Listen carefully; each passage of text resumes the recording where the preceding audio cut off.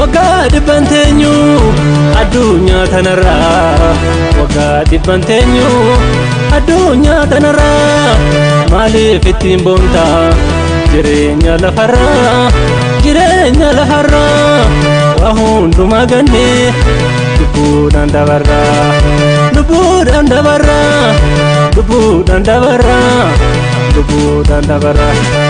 jaalalli ta'amtuun natti taate tarbee odoon siif dhama'u carraa meeqa darbee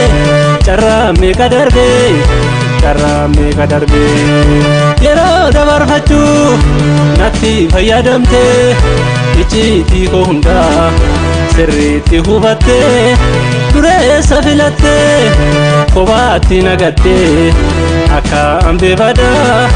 bocaa jijjiirratte carraatiyya garuu jalqaba isaa malee dhuma isaa agarte homaa miti garuu waa martuu ni darba kan hin tarreen jiru yoo obsii jiraate dubbatanii gaaguun waadaa galan diiguun akka oola martuu walii gadi fiiguun sababan beekamne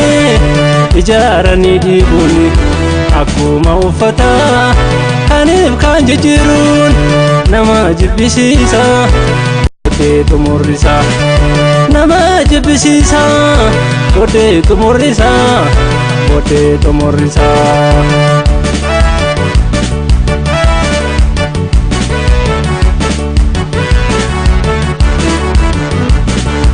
Maalummaaf nagantee atummaanii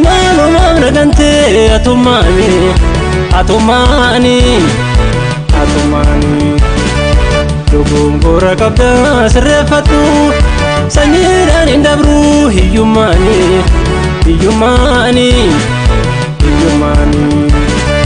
qarshiin dhabe malee qalbiin namne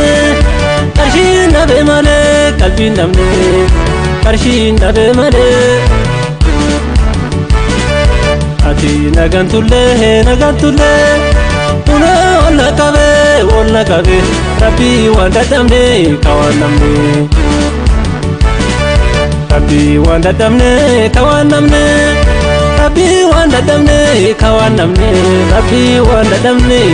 namne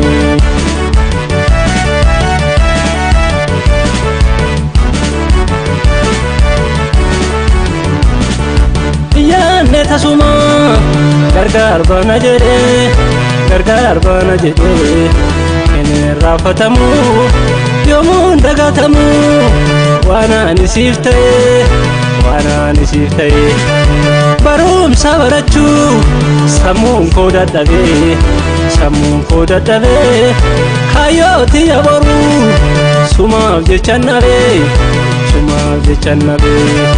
jaalala onneerraa kan siif qabu dhiifte faayidaa yerooti qarshiin na jijjiirte ati daldaltuu jaalala maaltu si feeyyame hojii seeraan alaa